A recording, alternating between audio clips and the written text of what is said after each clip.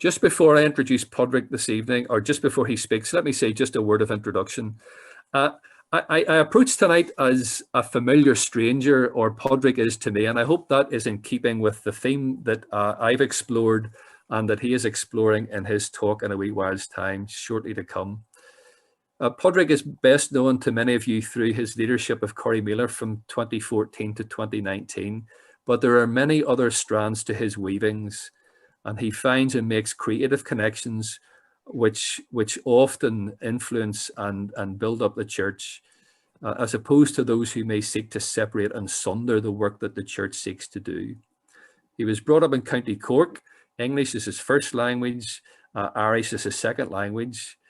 He studied formally theology in Birmingham and Belfast, but has immersed himself in the wider church and world, the university of life, which always makes life richer and deeper. As well as in Corrymeela, he has worked for and contributed to several organisations, indeed many, just a few: Cooperation Ireland, Mediation Ireland, Place for Hope, Spirituality of Conflict Project, On Being Project, Greenbelt, Poetry Abound, and many more. He has worked in various media, poetry, books, storytelling, radio, podcasts, interviews. He is what the Germans would call someone who is full of Sprachgefühl. He has got a feel for words and has a love of language, and that's self-evident in all that he writes and broadcasts and speaks. And we're delighted to have him tonight. He's going to speak tonight on a book that he co-authored with a late lamented friend of his and many of the rest of us, Glenn Jordan. The book is called Borders and Belonging, the Book of Ruth, a story for our times. And without further ado, I ask, and I'm delighted to welcome tonight as a familiar stranger with the richness that hopefully that image bears for Padraig and the rest of us. Padraig, you're very welcome, and we look forward to you addressing us now. Thanks very much, Alan, for that lovely welcome, and thank you to everybody for being here. It's such a lovely thing. I've been scrolling through the faces, looking at my favorite Presbyterians, so it's very nice to see you, and thanks for taking time on this Thursday night as autumn creeps in. I'll start with a little poem by Emily Dickinson. She has a very well-known poem, Hope is the Thing with Feathers, but she wrote 3 poems, each of that begin with Hope Is. She wrote many poems, 1,775 of them, but 3 of them begin with Hope Is. And she seemed at various stages of her life to need to look at the question about what hope is. And my hope is that tonight we will find a way where our hope can burn on itself, because that's the only way that hope continues. Hope is not a strategic plan, and hope is not necessarily always built on evidence. Hope has to be built on something else. And my hope is that we can find ways for nurturing that little flicker of hope in us, or flame. Anyway, this is the second of 3 poems about hope that Emily Dickinson wrote. Hope is a strange invention, a patent of the heart, in unremitting action yet never wearing out. Of this electric adjunct not anything is known, but its unique momentum embellish all we own. It's a beautiful short poem where she's engaging with new words in the lectionary. Patent, a very interesting thing she's doing, and electric and momentum. There's an engagement with what's being invented around the time in this poem. But I love what she says at the end of this but its unique momentum embellish all we own. Embellish is a bad name in language these days. Often people who are known to embellish the truth, it makes it seem like they're a liar. But the word embellish means beautify, from bella. And so what she's saying in this, I think, truer understanding of the word embellish is that hope can beautify all we own. And this certainly is a reason to keep going. I am usually uninterested in projects that are set up to fight, because I always want to see what's beyond the fighting. I want to see what's being created, what's being loved into being. That's much more interesting to me than what's being fought. So let's think a little bit about borders and belonging. By way of another little artistic enterprise, some of you will know this about me, that my favorite book in the world is A Suitable Boy. the longest single volume novel in the English language. The BBC did a great adaptation of it last year. I am currently 40 hours into the 70 hours unabridged reading of it. I've read the book 7 times, and I decided I'd listen to it for the 8th time. And I love it more than I'm able to tell you. And it's a book that encapsulates romance, because a suitable boy is being sought for a girl in the family by her mother, but also obligation and politics and fashion and horticulture and partition between India and Pakistan. It's set in 1950, 1951. But religious discrimination and the impact of colonization as well, family and friendship, rage and jealousy and sex and democracy. And over again, this book is exploring law over and over again, and the way within which law impacts the daily lives of individuals. So I suppose I want to say that art and fiction are very true things and very serious things, and they're commenting on the very real, sometimes by inventing something that didn't happen in order to comment on the things that are. And that's a really important thing to start off with, because as we think about the era within which the book of Ruth was set, and within which the book of Ruth was written, listen to these words. It's thought. I mean, it's the job of extraordinary scholars who are kind of linguistic archaeologists to be able to locate the dialect of Hebrew within which the book of Ruth was written, to make an estimation as to when that text was written. But it's thought by a large amount that it was written in a certain sense as some kind of response to the language that was emerging under Nehemiah. The community had come back bedraggled from Babylon. They had not gone out with joy, and the mountains and the hills had not leapt forth and sung forth before them. They'd come back because Cyrus, king of Persia, had taken over Babylon and wanted to send all those exiles home. These are the children and grandchildren of those who were taken away from Jerusalem to Babylon. They limped home under the thumb, really, of this new administration. And Nehemiah was this complicated man, really interested in what we would now call a certain kind of city administration, but with a very limited imagination about what it meant to preserve a city. These are some words towards the end of the book of Nehemiah. He says, "In those days too, I saw that Jews had settled in their homes Ashdodite, Ammonite, and Moabite women, and their children. Half were speaking Ashdodite and the language of every people, and did not know how to speak Judahite. I rebuked them and cursed them and flogged them and tore their hair and made them swear by God that you shall not give your daughters to their sons, and shall not take of their daughters for your sons or for yourself. And to you shall we listen, to do this great evil, to betray our God, to settle foreign women in your homes." And then the text goes on to say, "And one of the sons of Joiada, son of Eliashib, the high priest, was son-in-law to Sanballat the Horonite, and I sent him chasing from me. Recall it against them, O my God, for the defilements of the priesthood and the covenant of the priesthood and the Levites." It's an extraordinary thing to hear in him this profound anxiety about this community of people that had returned.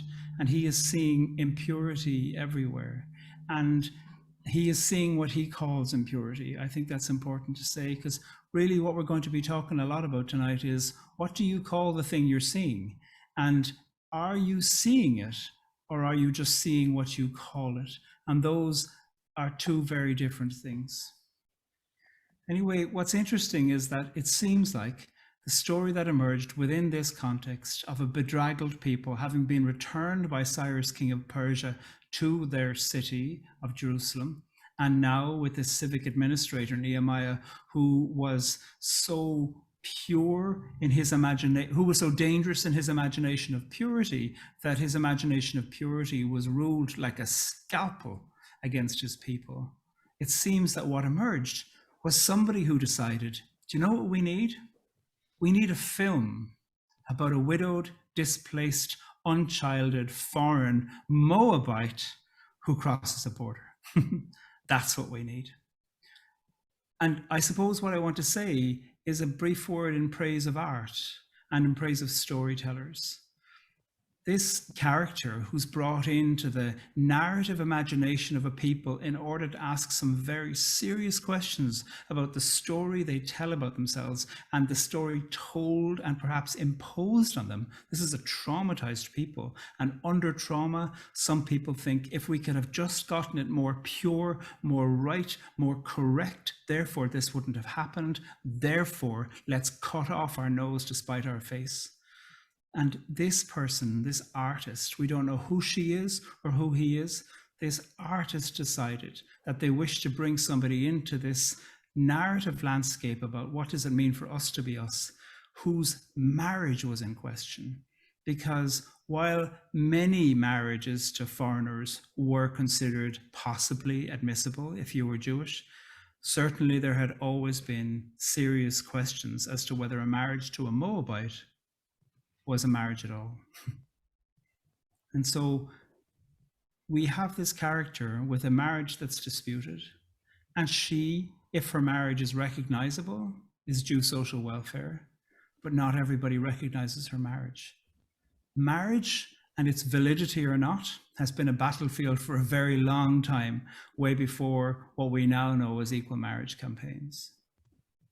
We don't know anything about who wrote this text of the book of Ruth, or what their name was, or where they're from. But I think that she or he discerned what was underneath things. And despite the God language that was being used by Nehemiah and his likes, she understood that underneath that there was a muscle being used to justify violence in order to demonstrate a particular narrow-mindedness, a particularly narrow-minded imagination about what civic and group and religious purity looked like. And the artist offered a shaping of a parable, a narrative. And if it's true or partially true or imagined, none of those are of any particular interest to me, because what I think the long-standing purpose of this is the truth that's at the heart of this text, which is, how is it that we interpret the law? Interestingly, this artist too chose to write a text which is included in the canon, in which the character of God is not an intervening one. God says nothing really in this text. There's no intervention, there's no saving. Ruth, like many of the strong female characters in the Hebrew narrative, had to save herself. Ruth was left alone, displaced, widowed, in a foreign country where the question of her marriage and the righteousness of her accessibility to social welfare was up to her to know how to manage and to come up with some kind of scheme for survival. And she is a person of tremendous resource, thank God, hence the story being told about her. What's interesting, though, is that this artist knew that God often is made to speak through the minds and the languages and the tongues of people who claim to speak for God. And this is a very interesting piece of art that's set in a theological landscape where the language about what people make God say is more important often than any intervention. And I think this, in an era where we are regularly thinking, what is it that God is saying today, is a really interesting piece of narrative and artistic theology that this writer has brought us into, to recognize that we do not know, and what we are left with is our resources. Ruth 1, 2, and 3, and 4 is a brief hop, skip, and a jump. Ruth 1 is 4 acts. A family moved to Moab, and then 2 displaced women moved back. I always think that Naomi planned to die along the way, and so hence that Ruth's assertion that where you go, I will go, was a real pain, because she was calling herself in the Midrash a husk of a husk, the dry skin on the dry skin on the barley that's totally discardable. And that Ruth, by Ruth saying, where you die, I will die, Ruth is kind of saying, I know that you're at the end of yourself, and that isn't you. And that Ruth is keeping her alive, in a certain sense, by annoying her into staying alive. And then chapter 2, Ruth is seeking social welfare. She's entitled to it, but some dispute her entitlement. And she has to take her safety into her own hands by looking in the corners of the fields. These were not perfectly rectangular fields, of course. She finds a safe corner where the men have been told by the owner of that field, leave her alone, which is code, blunt code for don't rape her, which makes me wonder how many other fields has she tried. It makes us think about all the people seeking to find safe passage who are aware that in order to find a certain kind of safety for their future, that their body has to pass through all kinds of unsafety in the here and now. Anyway, Ruth goes home and tells Naomi what had happened in that particular field of safety. And Naomi goes, you know, he's technically a relative of ours, and we might be able to coax him into fulfilling an obligation, that he could be a redeeming kinsman. Chapter 3, Act 3 of this text is really Ruth and Naomi hatching a plan, Naomi particularly. This was a levirate marriage in a certain sense, because Naomi had never fulfilled that family's obligation to Ruth to provide Ruth a child. Naomi is constantly under a certain kind of business and legal and ethical and personal morality pressure about the fact that her family has not done right by Ruth, and that Ruth has not been given what she is legally entitled to, which is a child, which is a certain investment in the future. And so Naomi is constantly concerned about the ways in which provision through the legal obligation to Ruth is a form of love. And that, I think, is the best way to understand Torah. It is Naomi's profound desire to provide love, safety, future, name, and belonging for Ruth. That is a helpful way to understand Torah. I don't read Torah or law through the lens about what Jesus said about it, because I often think that the Gospels are a poor way to understand Judaism, because that's not their point. I mostly read and understand the understanding of Torah through the anxiety that Naomi had in terms of thinking she as a business owner, and she as a certain sense an owner of a family name, is understanding that obligation and love can be part of the same hand. Anyway, this particular understanding about how it is that Boaz could be coaxed into making a proposal to Ruth is put forward. And that's what chapter 3 does.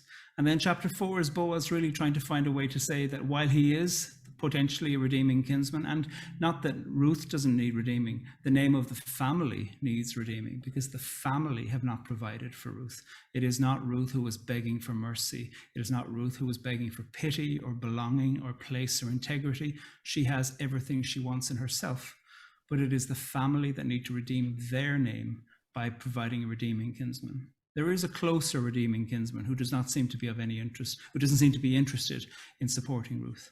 And it's him that I want to look at in particular. So it's chapter 4. I'm going to read a little bit about it.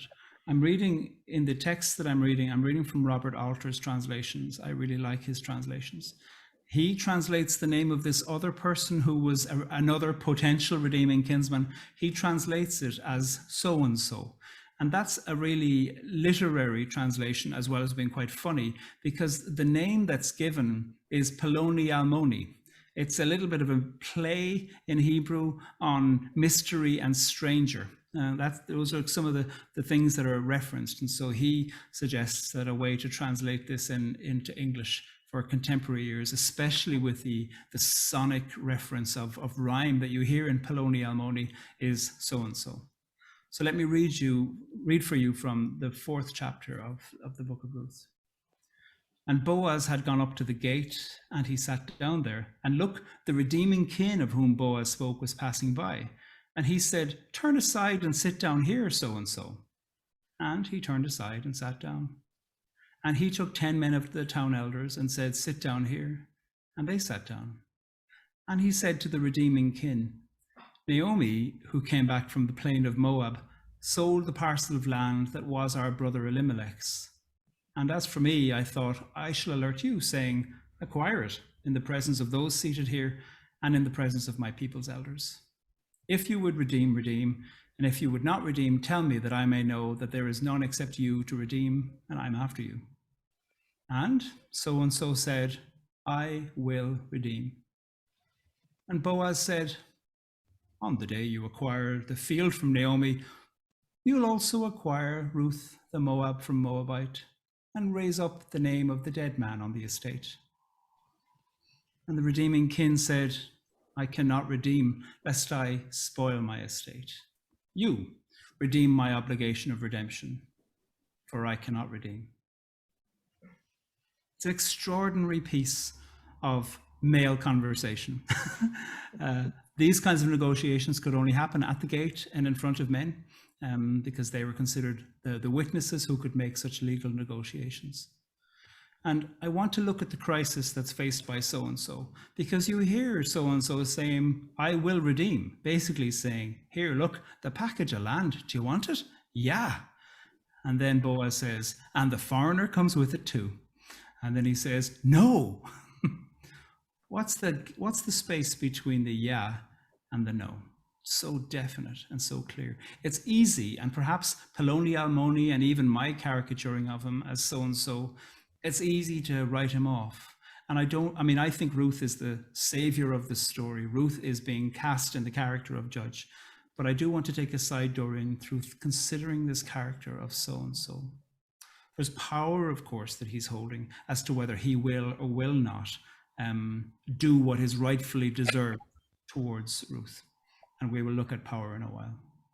But deeper than this, I suppose I want to imagine, what did so-and-so think about the future?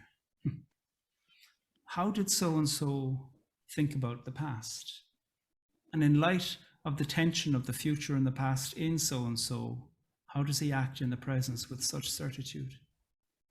Because I think he's reading the future by fantasizing about his own fear into the future. My estate will be spoiled. By who? Half foreign children who might grow up speaking a tongue that sounds like it's got the accent from the plain of Moab. The Moabite language and the Hebrew language are dialects, really. I suppose it's like Irish and Scottish Gaelic. They're similar enough to each other that they're recognizably different but mutually comprehensible. And this character is projecting his own fear that's based on his current prejudice into the future and saying, I know what's going to happen in the future based on what I'm projecting into the present. And I think he's also imagining and fantasizing about a past that never existed either, because the past that he's imagining is a past of purity. And the thing about this extraordinary story of the people of God who are walking into the pathway of Hashem, walking into the pathway of covenant, of Berit, of Torah, of the secret name of God unfolding among them, is that the story has always been clear that it's always been a mixed bag of people, a ragtag bunch of enslaved people who left Egypt and who used a story to stitch themselves together and call that story God. And Poloni Almoni, so-and-so, it seems to me, I think he believes that he's for his community. But what's really strange is that in his fear, he's contributing to the very destruction of his community. He is the one who's preventing future growth and future members, preventing generosity and hospitality, and the great narrative of inclusion that is so powerful within the story of his community. He is preventing the very thing that has always preserved them and will continue to preserve them. And he's doing all of this in the name of the law of God that he's exaggerating, misleading, and choosing to interpret in a way that's self-sabotaging. In a strange sense, he's the one who's the alien, even though he considers himself at the center.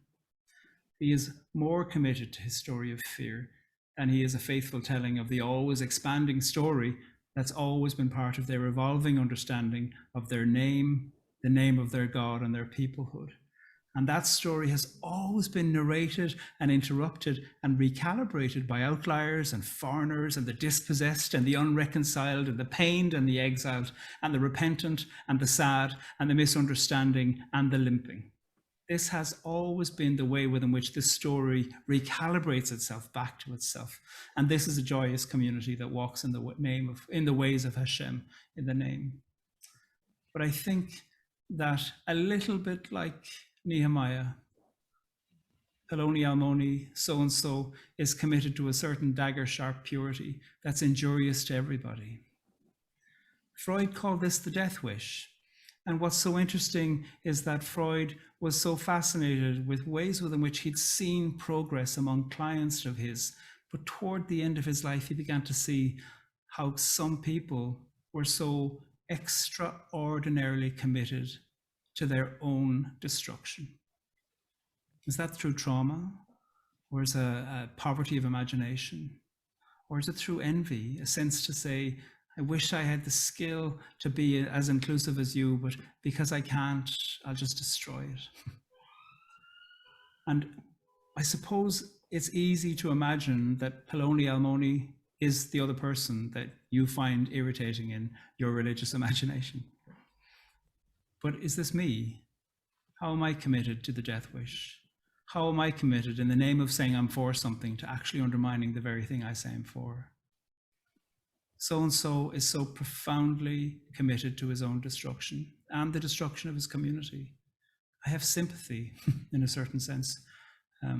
I was told I was depraved. I was told I could never belong to the people of God, and that what I needed to do was basically enact ways that destroyed my soul by going to exorcisms to stop me being gay and reparative therapies. And I was so committed to trying to do that because I thought, this is the sharp dagger of God that I need to take into me. I believed it. I think in a certain sense, it's too easy to just think that so-and-so was just an individual awful character who we can discredit and hate and cast aside. I think he probably had a story of trauma. But the question for me is, should he have been in leadership? The answer is no. I have sympathy for him, but I do not wish to give him power because he has taken enough power already. And this author of the Book of Ruth, through a theology of fiction and through art, she displays a psychoanalytic understanding of one of the deepest temptations of religion, which is that we don't need a devil to do the temptation work because we are perfectly capable of doing that amongst ourselves. We are perfectly capable of coming up with an understanding to say, did God really say that? And find a way to enact death among us, even when death doesn't exist.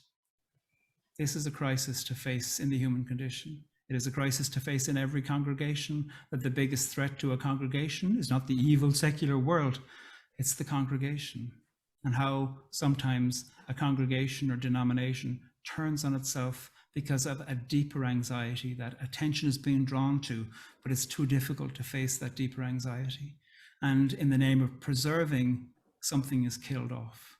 What's so interesting to me is that over and over again, the anxiety in the Hebrew Bible is about preserving a peoplehood on the most basic level of population, which is why I think the Leviticus text is, don't lie with a man as you would lie with a woman, lie with a woman, because we need the babies. I think it was ultimately a population control thing that was being put forward there. I don't think the text was necessarily homophobic, because that wasn't the anxiety. The anxiety is, how can we not expire? So therefore, have the babies. That is what I think is going on. And what's really interesting over and over is that we see characters a little bit like so-and-so, Poloni Almoni, who seem in a certain sense, while they say they're for purity, to actually in a strange way to be enacting things that would lead to the reduction of the population, the death wish. They say they're for the preservation of purity, but actually they're enacting the possibility of future extinction. I want to say a couple of really quick things, one about power and one about interpretation, and then we'll have some time for chat. I mentioned already that I don't think Ruth is begging for inclusion because she already knows she has it. Ruth is being cast as being present during the time of the judges, and Ruth in her personhood is being put forward in the sense of a judge. What's really interesting to me is that so-and-so has the possibility of granting inclusion to her. And I think he's telling himself a story of siege. My parcel of land will be spoiled if I engage with this parcel of land and become the redeeming kinsman. Strangely, I think he's probably telling himself a story of siege. My parcel of land will be spoiled. He's telling himself a story of siege while he's actually in a position of dominance and power.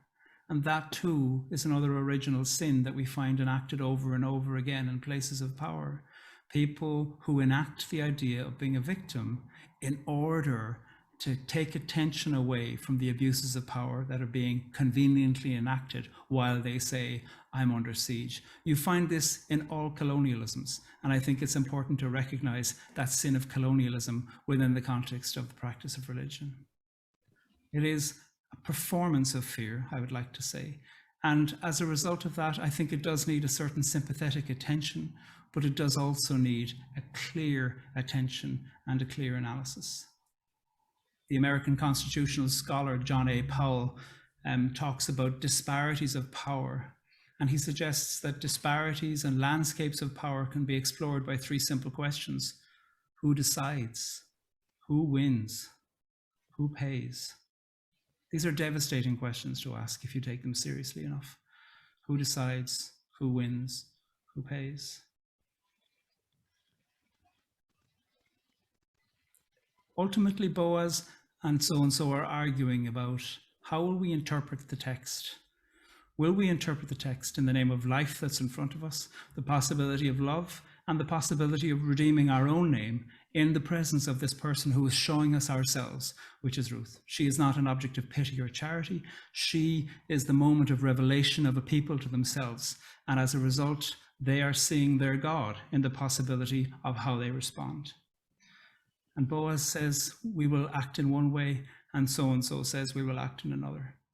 In a strange way, what we have here is the text showing us a certain practice about how we should interpret the text when we have arguments about how we should interpret the text. We should interpret the text in the name of the face of the person among us who is inhabiting the presence of power and possibility and creativity and the future and expansion and the heart of the thing we say we're for. This is an extraordinary embodied piece of theology. And this practice of theology is embodied in the book of Ruth, which is a profound way it's a profound way to imagine what the task of interpretation is.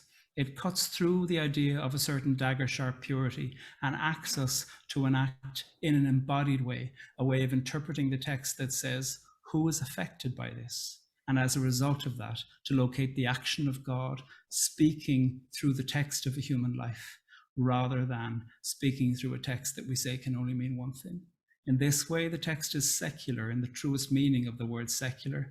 Siècle, coming from French, meaning century. The text asks us to turn to the time we are in now, and in conversation with the text and the time, consider where the voice of God is coming from, both through the text and through the embodiment of the text, through the one who is going to be most affected by the way of interpreting a particular piece of text. Years ago, I've known Glenn Jordan since I was 11, and I was always frightened of telling him I'm gay because I thought our friendship mightn't last. I didn't know. I began every friendship I had in my life up until the age I was 35, I'd say. I began every friendship I had in my life imagining that people would reject me because I'm gay. I grew in some more confidence as years went by to think, well, that's their problem if they do. But the world was a particular place where I was quite accurate to have that kind of imagination. It was a certain form of self-preservation. I need no pity for that. I think people need to examine themselves rather than me needing pity. Anyway, I told Glenn one day coming back from the Iconi conference, I think it was the last conference known as Iconi. We were in Armagh. I think we'd made lovely autumn leaves. Some people from the Anabaptist Network had come across from England. It was a lovely day. And Glenn had given me a lift back to Belfast. And coming along on the road, I said to him, I have to tell you something, and it's about me being gay. And he went totally silent. And I was like, oh God. He'd been a leader in a scripture union camp that I was at when I was 11, and he'd been my absolute hero. He was 21. I thought he was ancient. And we had stayed in occasional touch. And when I moved to Belfast, I was thrilled to reconnect with him properly. And when we parked outside Common Grounds Cafe, which is where I'd locked my bike, he said to me, what you've said changes me. And I thought, oh, I don't know what to make of that. And he went on to say that what I had said made him realize that he had to act differently. I had just been begging for inclusion, not even inclusion, a little bit of acceptance, or I won't cut you off. That's all I expected. I wasn't like Ruth. Ruth knew her own empowerment. I didn't. But Glenn understood that what he was experiencing was not about my friend Padraig is gay, but rather this is an invitation for me to formally change the way I understand things, because I understand what's happening here and now in a car speeding along a motorway, to be in profound conversation with the text that I center my life around.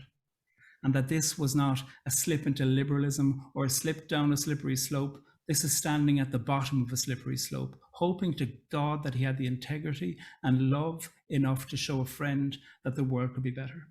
This is ascending a slippery slope, not descending it. And that changed me, because he took me far more seriously than I was ever able to imagine taking myself.